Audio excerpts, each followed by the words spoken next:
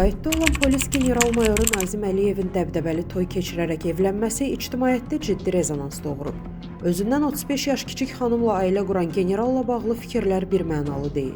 Qlobal İnfoza danışan sosioloq Yusif Nəbiyev deyib ki, bu cür reaksiyalar əslində cəmiyyətin yaşa dair yazılmamış qaydalarını ortaya çıxarır. Stat: Azərbaycanda yaş artdıqca insanın şəxsi həyatının ictimai nəzarətə keçməsi normal sayılır. Cəmiyyətimizin yaşlılar üçün biçdiyi bir normativ rol var və buna uyğun da gözləntiləri mövcuddur.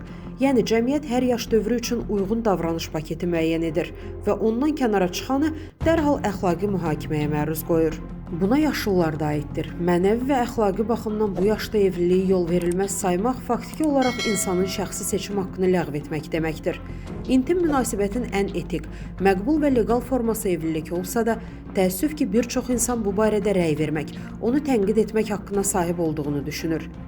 Əksəriyyət bu yaşda toy olar deyərək sözgedən şəxsi sorğuluyur. Əsas narahatlıq tibbi məqamlar olsaydı, cəmiyyətimizdə qohum evliliyi bu qədər geniş yayılmazdı. Müzakirələr evliliyin keyfiyyəti yox, yaşın ictimai baxımdan uyğun olub-olmaması üzərində qurulur. Bu da öz növbəsində azad seçim anlayışı ilə açıq şəkildə ziddiyyət təşkil edir. Statın sonu. Əziz izləyicilər, xəbərlərdən məlumat əldə etmək üçün kanalımıza abunə ola bilərsiniz.